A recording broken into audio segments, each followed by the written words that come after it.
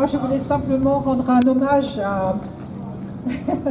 je voulais simplement rendre un hommage à Edgar Morin, donc un philosophe est mort à l'âge de 104 ans, un résistant, un ami des peuples en lutte de l'Afrique du Sud à Gaza. Et je vais en fait citer des paroles de ce philosophe. N'oublions pas que les mercenaires du lobby sioniste ont traîné ces sages des temps modernes devant la justice pour antisémitisme en 2002, avec deux autres intellectuels juifs, Daniel Ben Saïd et Sami Nahir, pour leur tribune dans Le Monde, Israël-Palestine, le cancer. Ils y critiquaient la politique d'Israël et parlaient d'apartheid. On m'a traité d'antisémite, moi, juif, résistant, fils de déporté, parce que je critiquais la politique d'Israël. C'est l'arme absolue. Dès que tu parles de Palestine, tu es antisémite. Depuis 2023, il reprend les mêmes arguments. Il dit que dénoncer ce qui se passe à Gaza n'est pas de l'antisémitisme. Confondre juifs, Israël et gouvernement Netanyahou, c'est l'erreur mortelle. Appelons les choses par leur nom. Quand on bombarde sans distinction, qu'on détruit hôpitaux, écoles, universités, qu'on affame 2 millions de personnes, on entre dans une logique génocidaire. Le mot génocide est juridique. Moi, je parle de massacre de masse, d'anéantissement. Gaza est le lieu où la barbarie technique rencontre la barbarie politique. On tue, on rase, on affame. C'est la négation de toute humanité complexe.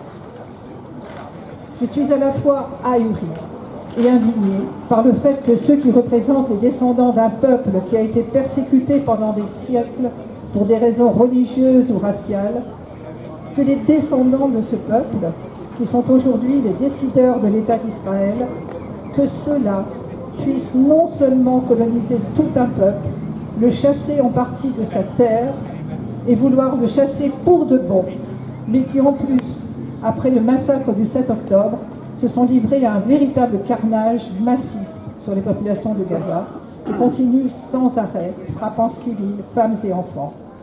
Et de voir le silence du monde, le silence des États-Unis, protecteurs d'Israël, le silence des États arabes, le silence des États européens qui se prétendent défenseurs de la culture, de l'humanité, des droits de l'homme.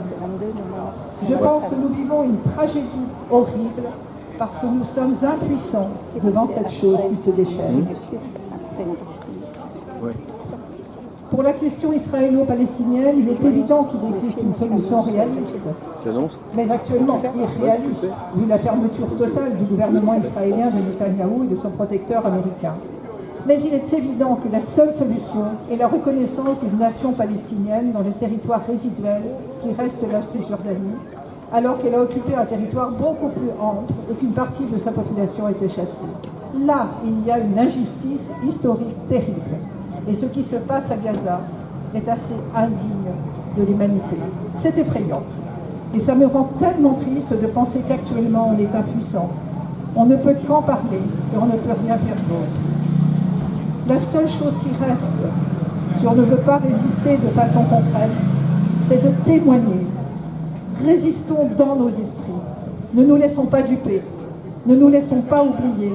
Ayons le courage de regarder les choses en face et voyons tout ce que nous pouvons faire pour continuer à témoigner. Et là, à côté de cet hommage à Edgar Morin, je voudrais en rendre un vraiment très très appuyé à Jérôme Tinard et à sa famille. Parce que là, je crois effectivement que nous avons l'exemple de ce qu'un citoyen, finalement, ou trois citoyens, des citoyens déterminés et guidés par l'amour, peuvent arriver à faire, ils peuvent soulever des montagnes. Ce qui est en train de se passer en ce moment est extraordinaire.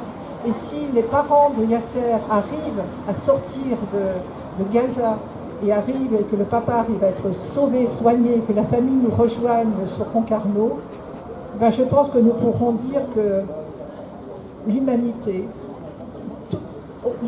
n'est pas morte.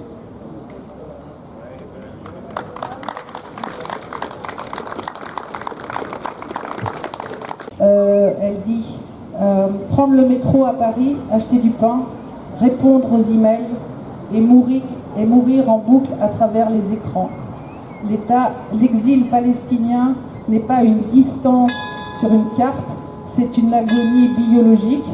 C'est l'effort surhumain de devoir maintenir un corps poli ici, pendant que notre système nerveux s'effondre sous les décombres là-bas.